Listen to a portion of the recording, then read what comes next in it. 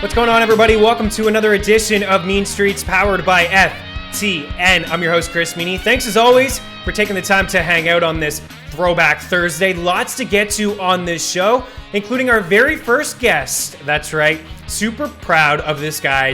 He's just such a hard-working guy in the industry, and he certainly deserves everything that he's had over the past few months, and he is our senior analyst over at FTN. You can catch all of his work over at ftnfantasy.com, ftndaily.com, ftnbets.com. Super happy for him. Super thrilled that he's taken the time to join me on this show.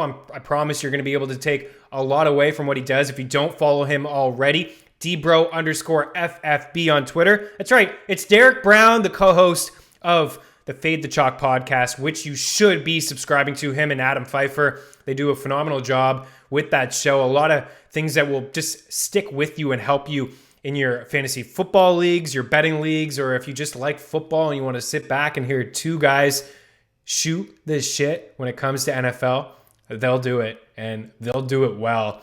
Derek Brown does a lot of great stuff for us over at ftnfantasy.com, ftndaily.com. 10 stats to know, quarterback streamers, offensive line, defensive line. He takes a look at like the split tools and which matchups to exploit. And honestly, those tough decisions that you have, just by reading his work, it will help you make those tough calls when he takes a look at which defensive lines are just going to be absolutely taken advantage of by certain offensive lines.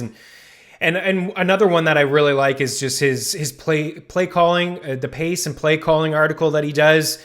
He breaks down every single game. So I'll get him to touch on a little bit of that and maybe give us a couple spoilers, sneak peeks of, some matchups that he really likes and maybe dislikes as we head into week 9 of the NFL. That's right. We'll preview tonight's Thursday night football game between the Green Bay Packers and the San Francisco 49ers. The 49ers are going through something, aren't they? I mean, all the injuries that they've had from the beginning of the season with Deebo Samuel, and then the latest with George Kittle and Jimmy Garoppolo, and then COVID absolutely running through their locker room. A couple guys cannot play tonight. I think the game should be pushed back. I mean, Kendrick Bourne, another couple negative tests, and this guy could play, but it looks like it's going to happen. So we'll break down the limited passing options for Nick Mullins in San Fran tonight, and the Green Bay running back situation, and which guy Derek is going to like a little bit more than the other, if he does in fact like Dexter Williams over Tyler Ervin or Ervin over Williams, or we'll see if Aaron Jones can play in that game. But we'll break down that game in a little bit. I'll get some touchdown calls from him. I have some start and sit questions from you guys as well that I'll get his thoughts and kind of rapid fire through some buy lows and some sell highs. There are some tough calls out there that you have to make. I mean, Ezekiel Elliott, these Dallas Cowboys wide receivers. Where do we have these guys ranked in our rankings, which you can find on ftnfantasy.com. Using that promo code Meaney will get you that fantasy football platinum package for a bit of a discount, as we're just past the halfway point of the fantasy football regular season. Playoff time is just a few weeks away. I have some buy lows and some sell highs for you on this show as well before we bring in Derek Brown, and it's going to be a good show. It's going to be a good show. There was something else I wanted to talk about, but clearly I have forgotten about that. Oh, I'll get his thoughts on the Miami backfield. Because I know he wants to talk about the Miami Dolphins. And, it is what it is. It could be crunch time for you. You may actually have to start Jordan Howard, but we'll see Jordan Howard or maybe we'll play a little Jordan Howard or game for you guys out there who have to maybe start Jordan Howard. Matt Breida doesn't look like he's going to play. It's a little bit disappointing. This is episode 9 of Mean Streets. A lot of different athletes I could dedicate this episode to, that's for sure. A couple hockey legends, Gordie Howe, Maurice Rocket Richard, Ted Williams, Joe DiMaggio, Reggie Jackson, a few baseball greats. A lot of quarterbacks wore the number 9. Drew Brees, of course. Matthew Stafford, who has been placed on the COVID reserve list. He could still play this weekend, but we could also see a Mr. Chase Daniel. Tony Romo, who's quite the golfer and a decent play-by-play guy. Are you a Tony Romo fan in the booth? I like him. I like the way that he just breaks down all the plays. I mean, he's fresh from the league. He knows a lot of the players. Obviously, he's played against a lot of these guys. And I just think the insight with Tony Romo is off the charts. One of my favorites to not only just wear 9, but to play at the quarterback position, the late, great Steve McNair. I loved him as a quarterback. One of my earliest memories watching Super Bowls. the Rams and the Titans back in the day. McNair had that chance at the end. They almost came back and won that game. The greatest show on turf. It was just a phenomenal Super Bowl that will always stick with me. Just a big Steve McNair fan. I like the fact that he ran and used his legs. And, I'm old enough to remember starting Steve McNair in fantasy football leagues. I'll dedicate this episode, though, to Joe Burrow, the exciting rookie out of the Cincinnati Bengals. Burrow ranks second in end zone throws. He's first overall with 330 passing attempts. When you're going to be first overall in passing attempts, you better be top 5 in passing yards. He's third in passing yards per game. He ranks 21st in passing touchdowns with just 11. That said, his expected passing touchdowns, which is a pretty cool tool you can see, expected fantasy points, all that good stuff over at FTNFantasyandDaily.com, 17.4. It's second in the NFL. So, yeah, he's been a little bit unlucky. Part of that is, his offensive line and, not being completely accurate for as many throws as he's tossing. But maybe we'll see some positive regression out of Joe Burrow in the second half if he continues to throw. Like I said, he's top 2 in end zone throws. I like the way Zach Taylor has kind of changed his offense a little bit with the 3 wide receiver sets and rookie T. Higgins getting involved. Tyler Boyd, one of the most consistent wide receivers in football, coming off back-to-back 1,000-yard campaigns, well on his way to another 1,000-yard campaign, among the leaders in end zone targets, red zone throws. And then you have A.J. Green, who, he's lost a step. He doesn't look like the A.J. Green of old. He's had some up and down games this season, but he's also shown up as well. The reason I really wanted to bring up Joe Burrow, besides the fact that he wears the number 9, he's been a decent fantasy quarterback this season. He may not get Offensive Rookie of the Year. I think right now that belongs to Justin Herbert. I think Justin Herbert has been unbelievable. But he's been getting dropped in leagues, Joe Burrow. The Bengals are on bye this week. They come out of their bye with a matchup against the Steelers. In Superflex leagues, people are holding on to him.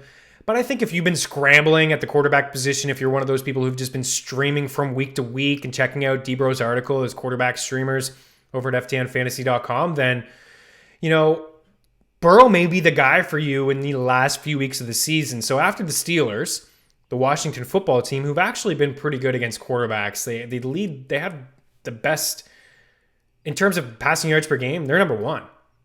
They haven't allowed a lot, which is pretty surprising. I had to take a double take at that, but it's true. But the fact that he's chucking 40 times a game with all those weapons, I think that's a matchup he can exploit. The Giants, the Dolphins, and then the Cowboys week 14. That's the kicker, right? Week 14, fantasy football playoffs. Are you a Josh Allen owner?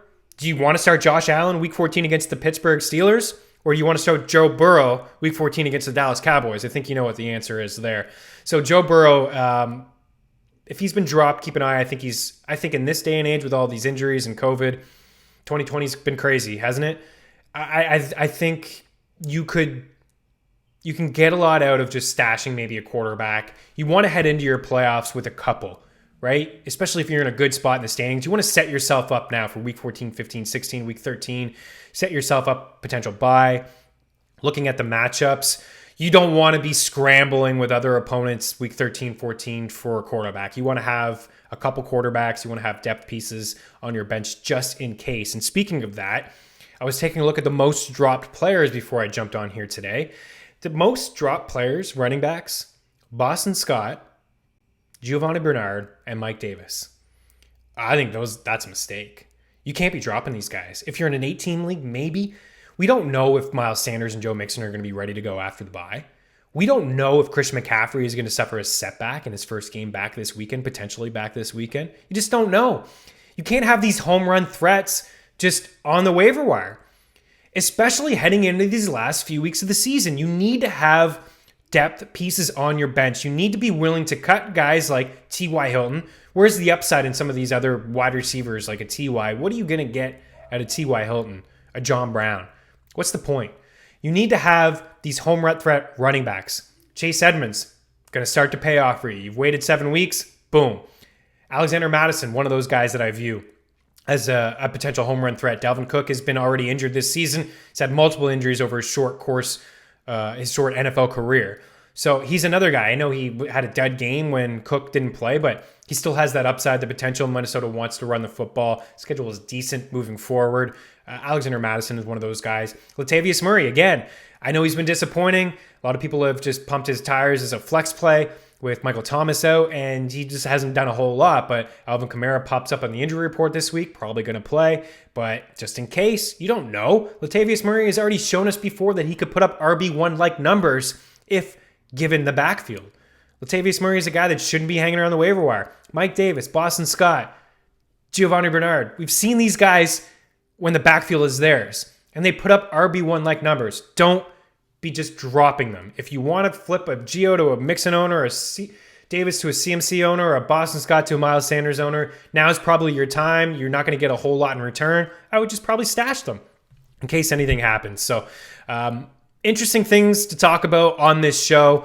Going to talk about Zeke and get Debro's thoughts on where he has Zeke ranked. I will touch on all this stuff on tomorrow or the weekend's episode.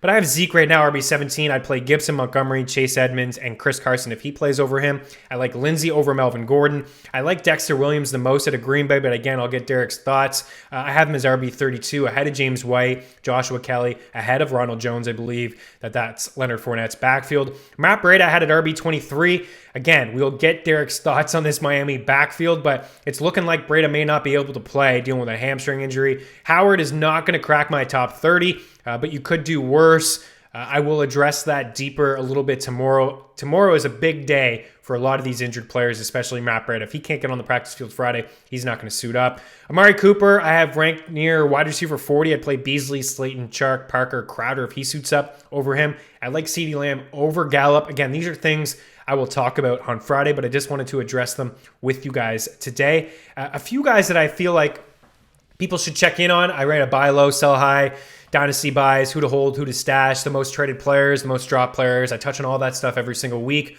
over at ftnfantasy.com and every single Wednesday.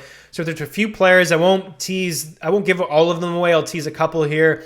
And if you haven't subscribed, now's the time.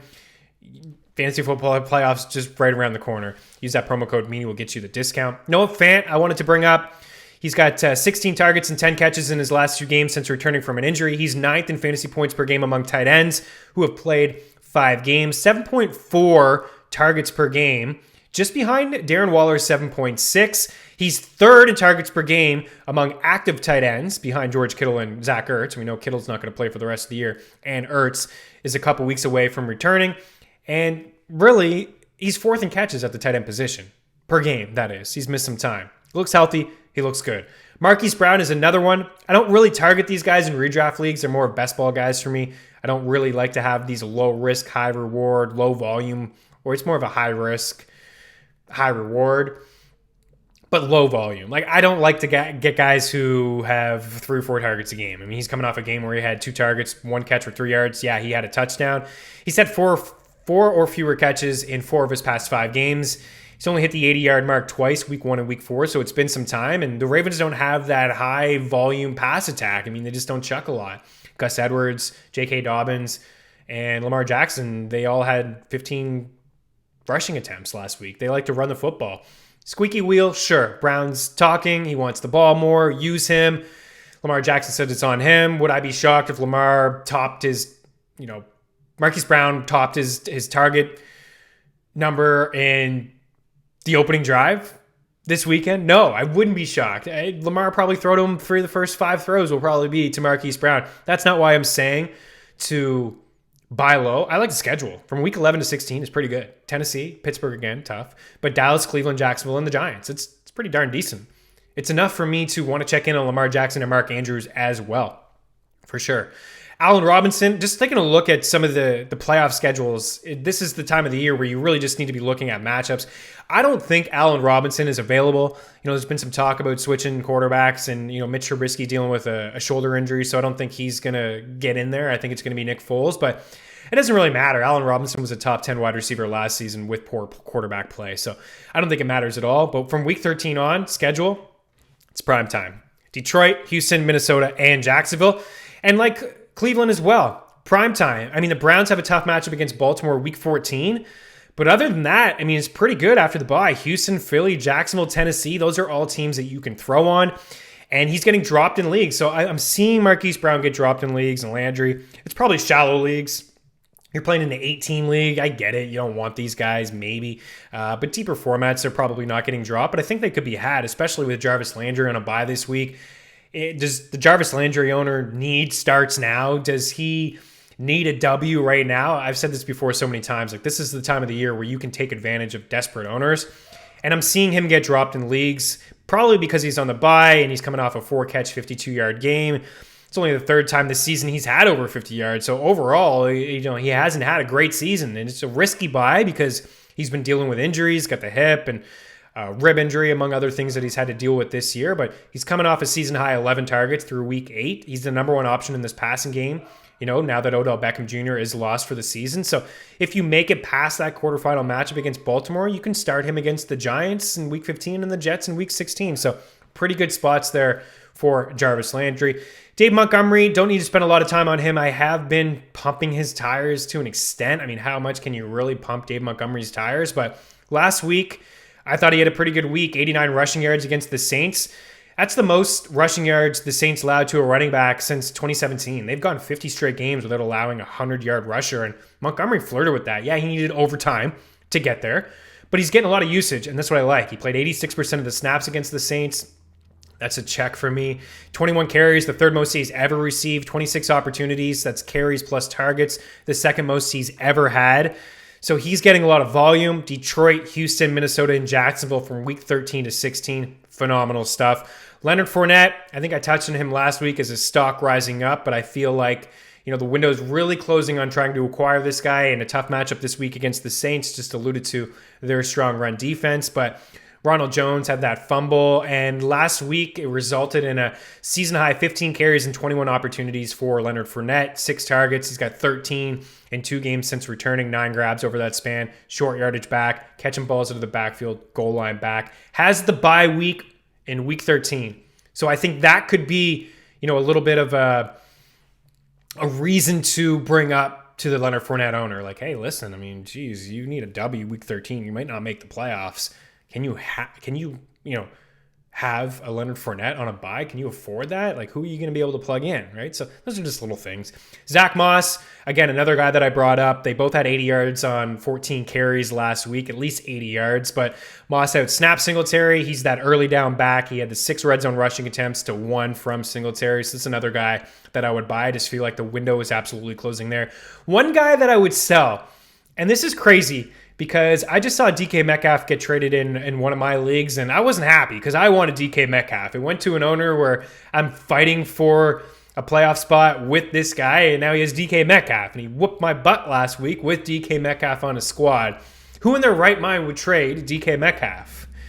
Everybody out there, one of my close friends had just traded him in that league, and he's saying, listen, it's me. I would trade him. What's your beef? Maybe he was looking ahead at the schedule. Maybe he was looking ahead and seeing he has Tre'Davious White this week and Jalen Ramsey in week 10 and Patrick Peterson, who already shut him out in week 11, followed by Darius Slay in week 12, James Bradbury in week 13. That Peterson game, he limited Metcalf to 2 catches on 23 yards. It was a big Tyler Lockett game. It could be a lot of Tyler Lockett in those games. But don't get me wrong. DK Metcalf is an absolute beast. I view him as a top 5 wide receiver. So what are you getting? The return has to be phenomenal. But maybe you can get 3 pieces from him. Maybe you're just really looking at your squad and saying, man, my wide receiver 3 stinks. My running back 2 sucks. My flex play is always somebody random that I'm chucking in. I need more balance on my team.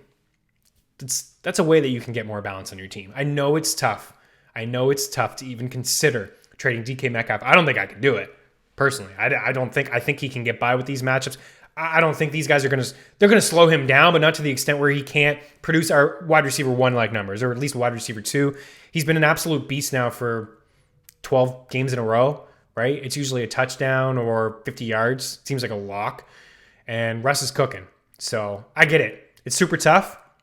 But White, Ramsey, Peterson, Slay, Bradbury, that's super tough as well for DK Metcalf. All right, I've talked enough. Let's get Derek Brown in here. All right, I'm pleased to bring in the very first guest here on Mean Streets. I was talking about him earlier off the top of the show, an absolute beast. You can check out all of his work, FTN daily.com, FTNfantasy.com, FTNbets.com. He is the senior fantasy analyst over at FTN. Derek Brown, what's going on, my man? What's going on, Meaney? It's good to be back, dude. Good to be talking. We're going to cover a whole lot in this show, but thanks for having me, man. Oh, man, of course. Yeah, you and I have been talking every day, but trying to make this happen. So we are just 9 episodes deep. It's taken me this long to finally just get you on this show, but that's no fault of yours. It's all me. So I'm happy to have you, man. And you got to check out Derek on Twitter at @dbro_FFB. You can also check out his podcast, host of Fade the Chalk with, I don't know, is it your better half, Adam Pfeiffer? I think most people say we balance each other out, so I'm more sane half. If I'm the person that needs to be thrown in the loony bin, Adam is the person that levels me out. Yeah, he's great, man. I joined him last week when you were unable to make the show, and yeah, super intelligent guy. It's a great show. You can follow that on social media as well, on Twitter, on the Twitter machine at Chalk Fade. Is there one? I know we're going to get into some plays. We're going to call some touchdowns. We'll preview tonight's game. We have some couple start and sit questions from some FTN subs that we'll get to in a little bit as well. But is there right off the top somebody that you're fading the chalk? I'm hearing a lot of James Conner. Can you actually fade James Conner this weekend against the Cowboys? Man, I don't think I can fade James Conner. Look, I have faded some really high on plays this week. Year. And sometimes it's worked, sometimes it's blown up in my face. But I don't think I can get away from James Conner, man. Like, he's going to get the volume. And yes, I understand all the Benny Snell stuff and they do weird things at the goal line. I mean, come on, Meaney, against the defense that made Kenyon Drake look like he was actually coming back to life. There's no way in hell I can get away from James Conner. Yeah, that's a good point for sure. Okay, so I said earlier, like all of the things that you do, I couldn't list them off because you're a busy guy, but a few things that you do that I always look every single week. I mean, just the little things like quarterback streams, 10 stats to know. It doesn't seem like a lot, but it's super intelligent when you dive into those statistics, and just 10 takeaways really just heading into the week. Look for that over at FTNdaily.com, FTNfantasy.com. But one thing I really wanted to just get your insight, and we have a lot of just amazing tools, as you know, over at FTN, and these are your babies, really, the offensive line and defensive line. And I've heard a lot of people just come at me and ask me a little bit about what that means. I mean, you're the guy, so why don't you tee that up? And just maybe if there's a team or two that stands out to you when you dive into those tools every single week that you look to exploit. Yeah, I mean, look, if nobody has checked out these free tools over at FTNdaily.com, I mean, at this point, what are you doing? They're Right. Absolutely free. So you can go click on, and yes, I got to give a huge shout out to all our dev guys, Josh, Elliot, everybody for helping to bring this to life. But you can go check out all of the adjusted line yards, second level yards, and I love looking at these, especially when you're diagnosing running back matchups and when you're looking at quarterback matchups, because some quarterbacks, they wilt under pressure. So, I mean, some standouts weekly. We know the Washington footballs don't do a whole lot of things well. They do run at a really high pace, and they do pressure extremely well. And Daniel Jones is going to be under duress. He is the most pressured quarterback in the NFL. So they're going to be one of the defenses that I absolutely love this week, as well as if you're looking at, we're going to get to running backs and stuff. I know it didn't pan out last week, and I get that, okay? But Darrell Henderson was on his way to smashing the Miami Dolphins in the mouth, and that is what Chase Edmonds can do this week. You look at the Dolphins, they have not been run on a ton this year, but their defensive line is quietly sneaky terrible. Like, they're a bottom of the league in adjusted line yards allowed and second level yards, and you're talking about, for everybody that doesn't know what that means, second level is basically your chunk plays, like getting into the linebackers 5-10 yards beyond the line of scrimmage. And even though the Cardinals have not been run blocking extremely well, Chase Edmonds can do that, and he's going to do that all day versus his defense. So for some standouts, that's really what's jumping off the page for me right now. Yeah, I love it. And I was surprised to see, just diving into the numbers this week, that Miami has allowed 18.6 points per game. It's the best mark in all of football. I was like, wait, what? I mean, because their run defense has been awful, as you alluded to. So I like that. Check it out, guys. You're right. Derek says it. I mean, he said it beautifully. I mean, what are you doing if you're not checking out some of these free tools? It's just a couple of the many free tools and assets that you can just really take advantage of over at FTN. Another thing that you do is pace and play calling, where you break down absolutely every single game. Can you give us a sneak peek of just maybe one matchup that you think, just jumped off the page at you?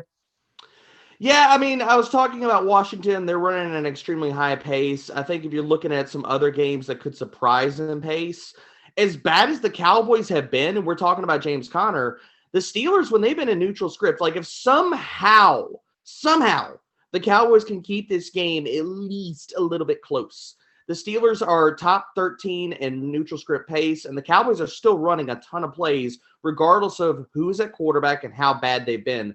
So that game could actually surprise a little bit in pace. All right. I like that. And quarterback streamers, one thing. You mentioned Jones when you were talking about Daniel Jones in Washington. I saw a stat before I came on. He's 3-0 against Washington and 1-17 against everybody else in his career, which is amazing. I just thought that was, it is the NFC East. It's a terrible division, but it is what it is. I just thought that was an interesting stat. Okay, one more. I got one for you. Quarterback streamers. Drew Lock. Am I too crazy thinking Drew Lock could step in and be a fill-in replacement for somebody this week? It's not crazy. I'm with you on the call. I mean, streamers this week, it's ugly. It's absolutely ugly. If Drew Lock is sitting out there, I think he's definitely viable. And I can't tell you that it's going to be pretty. Like his ending stat line could be. We could see him utilize the tight ends a whole lot in this game. And I know the cornerbacks are bad, but really the way that you attack Atlanta, yes, their outside corners are playing terrible, but they are not good versus the slot. So I think we're going to see a lot of Jerry Jeudy, a lot of Noah Fant, and even some Albert O, considering how bad the Falcons have been. But I want to get one quarterback stream in here, Meaney. I think we were a week early on Derek Carr week. He got stuck in the wind and the vortex and the rain and just the tsunami that was Cleveland last week. If I were to tell you a quarterback was going against a defense that is quietly allowing the third most fantasy points per game to opposing quarterbacks, they are 29th versus the tight end, and they allow the third most yards and fourth most points per game versus slot wide receivers. Would you want to play that quarterback, Meaney? Absolutely. Man, I was in on Derek Carr. Unfortunately, you're right. It was just the wind, the weather. It was absolutely crazy in Cleveland. And some of the statistics that I was looking at with him, I mean, you look overall in the season, 14 touchdowns, 2 picks, 262 passing yards per game. Doesn't seem like a lot. It's a career high for him. 7.8 yards per attempt is just below the 7.9. He had that career mark before last week's game, taking some deep shots, spreading it around to a lot of weapons. I think Vegas is an underrated team offensively, and he's always been near the top in completion percentage. As you know, a few years ago, this guy was actually getting MVP votes when he had Michael Crabtree and Amari Cooper to throw footballs to. So, I mean, I like Derek Carr. I like the call. I'm glad that you brought him up because I was wondering if it was just, you look at some of the Falcons' numbers. They've allowed the second most passing yards per game, a league-high 20 passing touchdowns, 39 plays, which is the most of at least 20 passing yards, the most fantasy points to quarterbacks. Like, checks all the boxes. 29th against pass DVOA. Like, all of the boxes are right there. But at the same time, it is Drew Lock. So I'm with you. I like the Derek Carr call by you. Let's get into Thursday Night Football. Apparently, this game is happening. It seems like it's on, man. I mean, I know from everything else they've come out and said that, like, there's no further positive tests and stuff like that. So it looks like it's time to play some football, man. And I think for as crazy as it is and depleted as San Francisco is, this game is really interesting. Yeah, it is. It opened up at 4.5. If you follow FTN alerts on the Twitter machine, you're going to be able to get all of our picks right away because the line has moved to 7.5. And obviously you'd rather have it at 5 or more than a touchdown if you are on the Packers side of things. The total's at 48.5. There's a lot of different avenues here. We can break this down. Let's just start with the Green Bay side of things first. Aaron Jones, questionable. I was thinking, would he get a full workload? But Green Bay's so cautious with their players that if he's playing, he's probably close to 100%. Devontae Adams a couple weeks ago had tweeted, said that he knows his body more than anybody. He wanted to play a few weeks ago, and they held him back, and then he's been absolutely balling out over the past couple weeks. If Jones plays, you play him. You play your studs, even if he's just 85%, whatever. If he's going to get 50% of the touches in this offense, you're good to go. This guy's been a touchdown machine over the past couple of years. If he doesn't play, what do you do with Dexter Williams or Tyler Ervin? Do you just leave those guys in the waiver wire and on your bench? But you could be in a tough spot, man. Do you have a feeling between one of the two? You see Dexter Williams, this guy's got a handful of touches in his career. Tyler Ervin has got a handful of touches this year, was working with the wide receivers in practice, probably going to catch a few balls out of the backfield. But Do you want anything to do with either of these guys, or is this just going to be a Rodgers to Adams day again? I mean, I think in a perfect world, you would stay away from both. If I got to pick one of them, San Francisco, you do not attack them on the ground. Like their run defense, and we're talking about the adjusted line yard metrics, like they are really, really good. They're 10th in adjusted line yards, 9th in second level yards allowed. If you're going to go after them in any facet with a running back, it's through the air. They have been still really good against receiving backs, but they have allowed 2 receiving touchdowns. One was last week versus DJ Dallas. One was week 1 versus Chase Edmonds. If Ervin is out there, he's going to be running routes, Meaney, because in his career, his entire career in the NFL, he has 3 pass blocking snaps. So if he's on the field, the guy's going to be running routes. He's going to be catching passes. I don't think that look, it's not great. You don't really want either one of these guys, but if you got one, it's going to be Tyler Ervin. I like that. All right, San Fran side of things, there is just so much to unravel. They've been just depleted with – I've never seen a team that has gone through this before in terms of just injuries, and now they're having to deal with COVID. George Kittle and Jimmy Garoppolo were the latest. Kittle looks like he's done for the remainder of the regular season. If you own him, unfortunately, you got to drop him. If you have that IR plus, you can stash him, but you're not going to get him. Most likely, you're not going to get him. I know Shanahan said that Kittle thought he would be ready in 2 weeks. He is a beast, but – initial reports say about 8 weeks for George Kittle, so I think we need to just temper expectations there from George Kittle. But I love how motivated he is to get back on the football field. And then Jimmy Garoppolo apparently is not going to undergo surgery, but he could be sidelined for the next 4 to 6 weeks. He hasn't looked good at all this season. And then the latest left tackle, Trent Williams, Brandon Ayuk, who has been absolutely balling out over the past couple weeks, and then Deebo Samuel, who wasn't going to play anyways, and then Kendrick Bourne, all placed on the COVID reserve list. But there's reports that, Bourne had a negative test result today. And if this game was pushed back 5 days, all of these guys, minus Deebo Samuel, could suit up. But NFL doesn't want to go that way. They're going to play. And now we're looking at potential Ross Dwelly, Jordan Reed, JaMychal Hasty. Trent Taylor has always gotten buzz in mini camps and training camps. Can he show up today?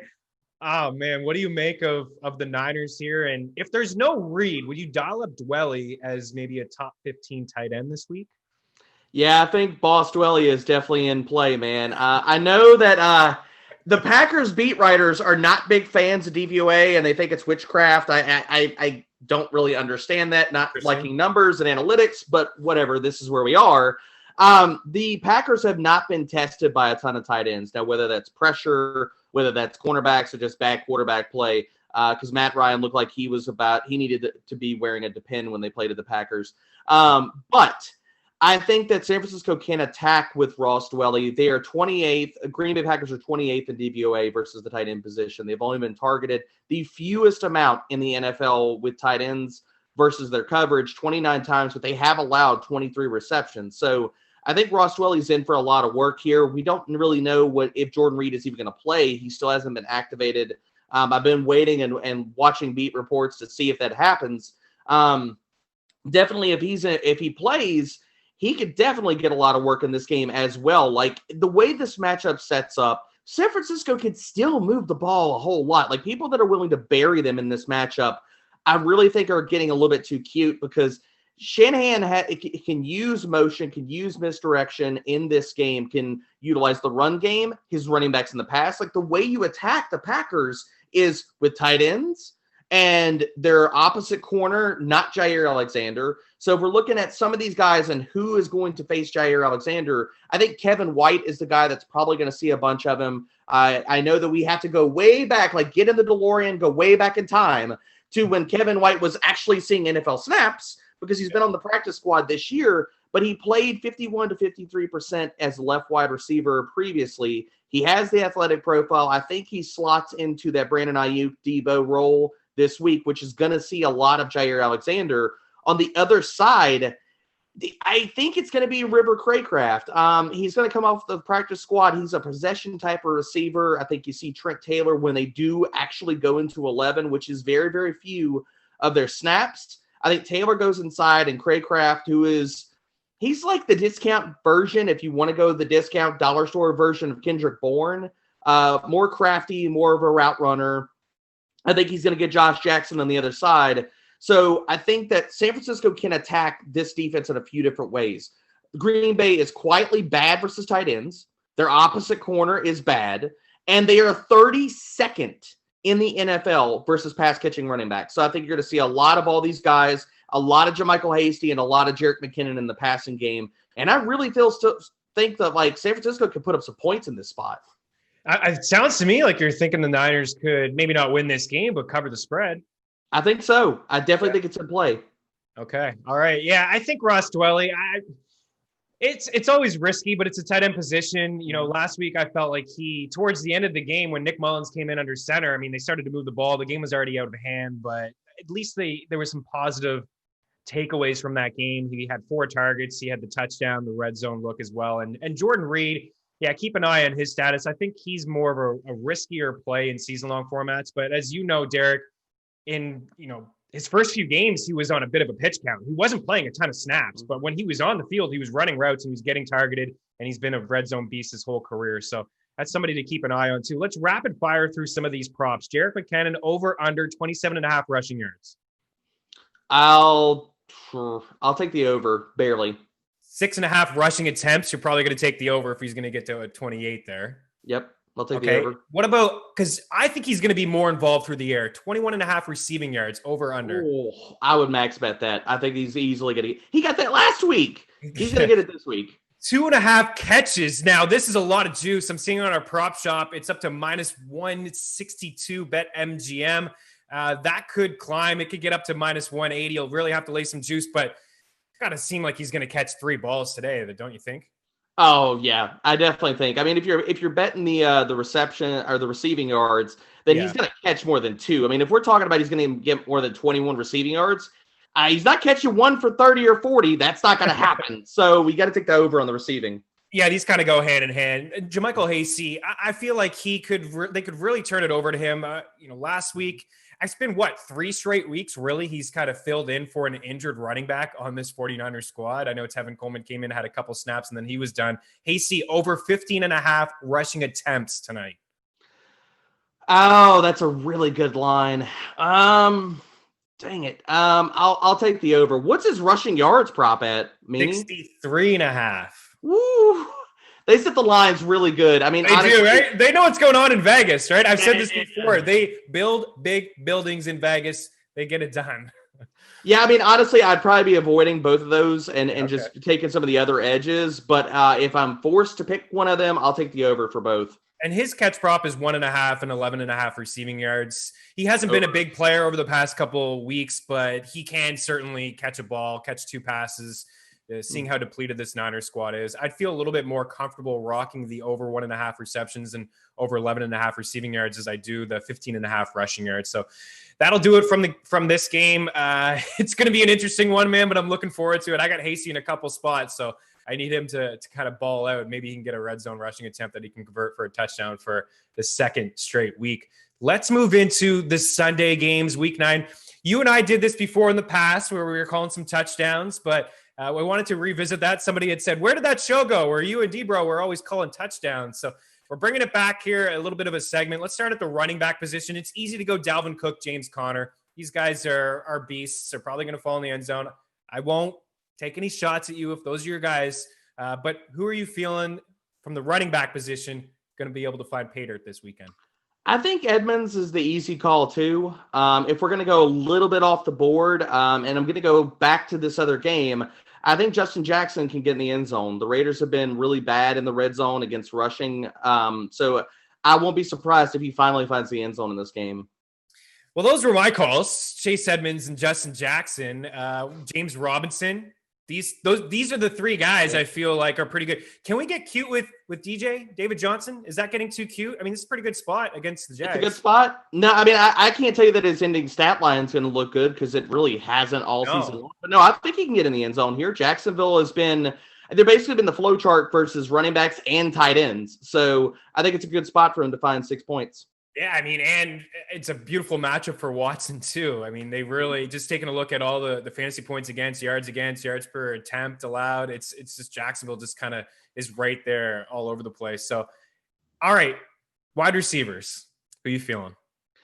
All right, we're going to go wild, and we're going to get off the page here for a second. Yes. I am actually going to go with two guys that are really cheap over on DK, and I think can find the end zone this week. I think it's Marvin Hall week. The Vikings can't cover anybody, much less can't cover anybody deep. He stepped into a full-time role. I don't know, and this changes a little bit. So I don't think that we're probably going to see Quintez Cephas. If he is the starter, then I would lean there. Really, it's just a matchup, Meaney. It's fantastic. And I'm going to go with Darnell Mooney, man. Like, the Titans are shaking up that secondary. They can't stop anybody. Like, there's rumors that maybe Adoree Jackson comes back. That's still iffy. I talked to a few Tennessee beat reporters last night, said that maybe he gets activated off the IR. If he doesn't, oh my gosh. Like, the other outside corner for Tennessee is atrocious. Mooney can actually get past them this week. I like that Mooney call. What do you make of guys like Marvin Jones and TJ Hawkinson? And, you're taking a shot here with Hall, and I like that. You're not coming on here and saying, oh, Stephon Diggs or Will Fuller. But what do you make of, Stafford being on the COVID list and maybe Chase Daniel being under center for Detroit? I really liked Hawkinson the second that Golladay was out. I labeled him a top 5 lock and loaded tight end. I feel like he could still get a ton of work and ton of targets, but do you downgrade this offense? I mean, you have to, I guess, a little bit with Chase. Yeah. Daniel. I mean, look, so part of my take is assuming because Stafford still, at least it looks like, has a slim margin to be able to possibly play in this game. If he's out, then yes, it's downgrades across the board. I think that you're looking at they're going to utilize more short area targets, whether it's a running backs. I think Hawkinson, even though it's not a good matchup, would get a boost in that. And Marvin Jones, I mean, outside of Hall, he's the last man standing. So in what is still a good matchup, I think you definitely have to temper your expectations, but I would lower it for Marvin Jones and bump it slightly up for TJ Hawkinson. So one guy that I've been talking about on this show for the past couple episodes is Jacoby Myers. I don't think he's a great DFS play, but if you're in a pinch at the wide receiver position, you're in a deeper format. The volume just seems to be there. They're running out of bodies. New England, Julian Edelman not around. Cam Newton hasn't looked great. I was taking a look at Cam Newton's game log. He hasn't had a game where he's thrown more than one passing touchdown since December 2nd, 2018. Now, I know he didn't play a lot last year, but that's still a little concerning. We know he has the rushing floor, but Jacoby Myers, he's got 62% of his team's air yards over the past 4 weeks. It's absolutely absurd. You see Terry McLaurin, who leads the way on the season, roughly around that 50% mark. It's a little bit of a small sample size, the 4 weeks, and I know he missed a game in there. He's really only been active for a handful of games so far this season, but I think if you want to get nuts with a touchdown call, his catch prop last week, Derek, 2.5.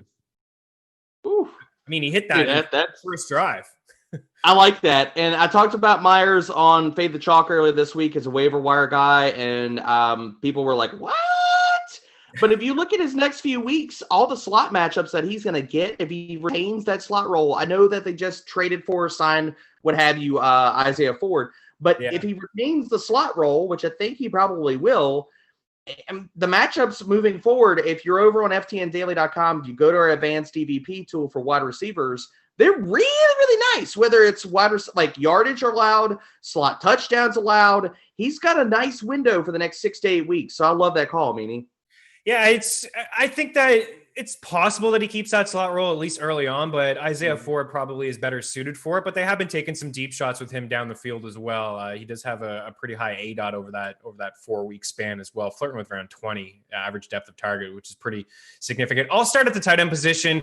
I mentioned my love for Drew Lock. Now, I don't have a ton of love for him. I actually really like Noah Fant. I think overall on a per game basis, I mean, he's 4th at the tight end position in catches per game. He's 5th among tight ends and targets per game. And that's with George Kittle and Zach Ertz hanging around there. So among tight ends, active on Sunday, he's in the top 3 in terms of targets per game. He looks healthier. Early on, he was getting a lot of targets, finding the end zone. And then over the past couple of weeks, he's got a lot of usage from Drew Lock. So I'll go there. What are you thinking at tight end? I know it's a weak position here, man. We can't get too nuts here, but it's nasty. Oh my gosh. I mean, look, if you're looking for darts, I think you could easily stay in that same game. Like if you're in desperation mode, Albert O caught a touchdown last week. Atlanta's terrible. Denver's been running a lot more 12 personnel. I'm going to go back to the Tennessee and Bears game. Jimmy Graham has been getting a ton of red zone work. I think that he is in play this week. It is not sexy. You don't have to like it. You can still rejoice when he scores a touchdown this week. So Tennessee has been bad versus tight ends. I know Graham, and I'm going to give a little bit back up here. I know Graham is a little bit banged up.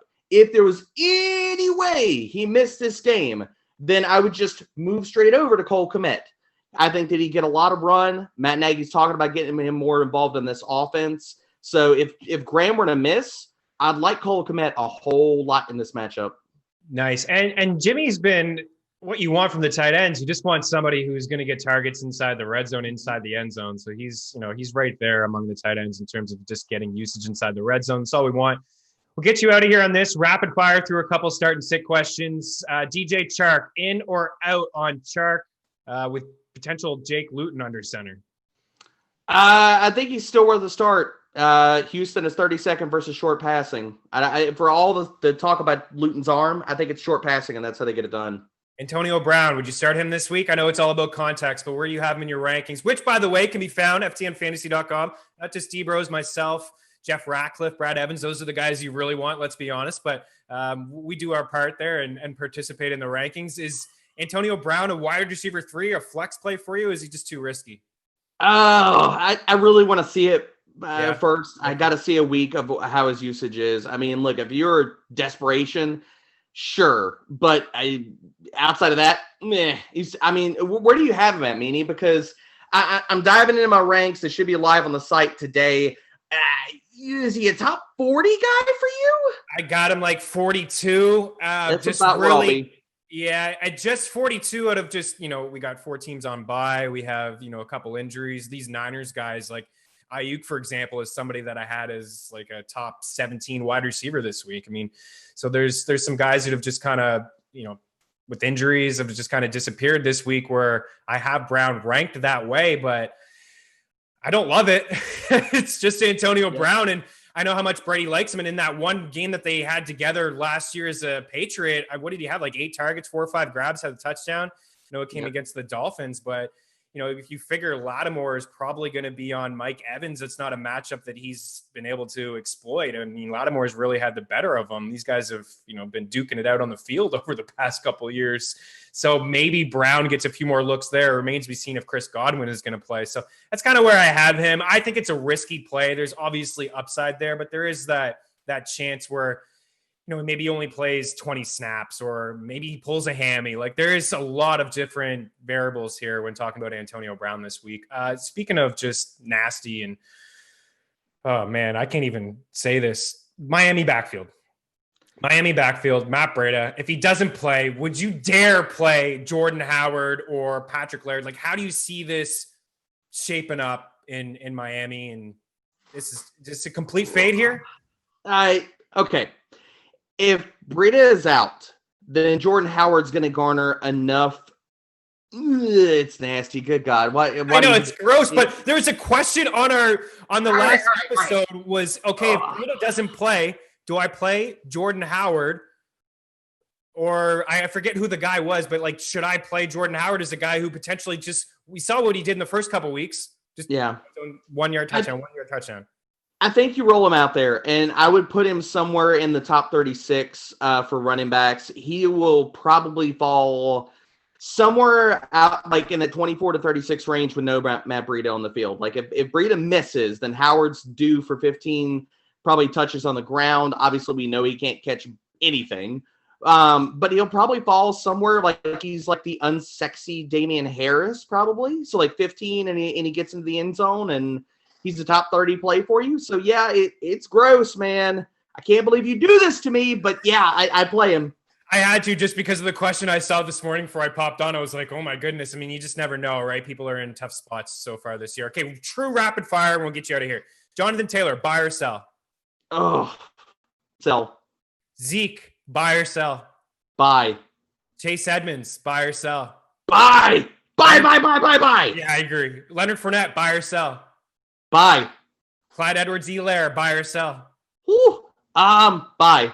Lev Bell, do you just hold him at this point? Yeah, buy or hold. Yeah, okay. Marquis Brown? Buy. Murray Cooper? Ooh. Bye. Can you start Eddie Cowboy this week? I have Zeke ranked as a RB16 against the Steelers. I mean, he's probably going to touch the ball 15, 17 times. There's not a lot of backs that can do that. Say you play him, but I don't know if I'd play any of these other wide receivers. Maybe Cooper. Maybe CeeDee Lamb. If Mike Hilton misses again and they get a backup slot corner, then maybe CeeDee Lamb. But I think everybody will gravitate to Michael Gallup, and I think it's wrong.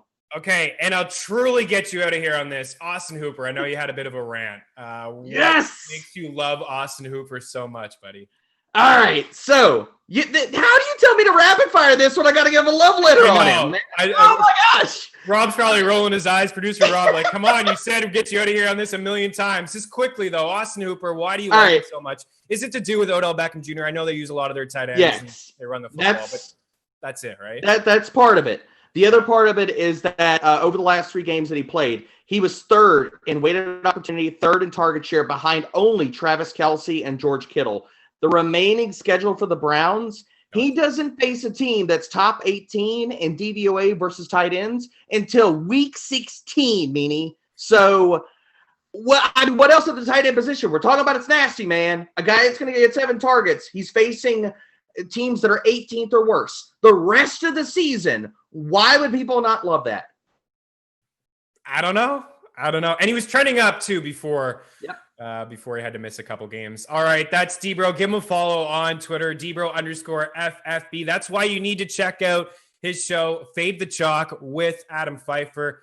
Listen to it, subscribe. And also a shout out to FTNDaily.com because we are giving away an NFL DFS season pass. I'm not giving it away, but basically because we've lowered the price at $99. So get on that. As this is the time of the year, as you know, season-long teams, unfortunately, they start to just crumble. You've had to deal with injuries and COVID. You can always play DFS. You can even play Week 17, and you can play it throughout the playoffs. You're going to be able to get ownership projections, cheat sheets, the wide receiver cornerback matchup tool, live streams, player projections, ownership projections, all the good stuff, and all the chats in the Discord chat as well. And I know that you are a heavy player inside the Discord chat. Thanks, Derek. Appreciate it, man. Thanks, Manny. This is a blast. All right. Take care, guys. Enjoy the Thursday Night Football. We'll catch you tomorrow. Cheers.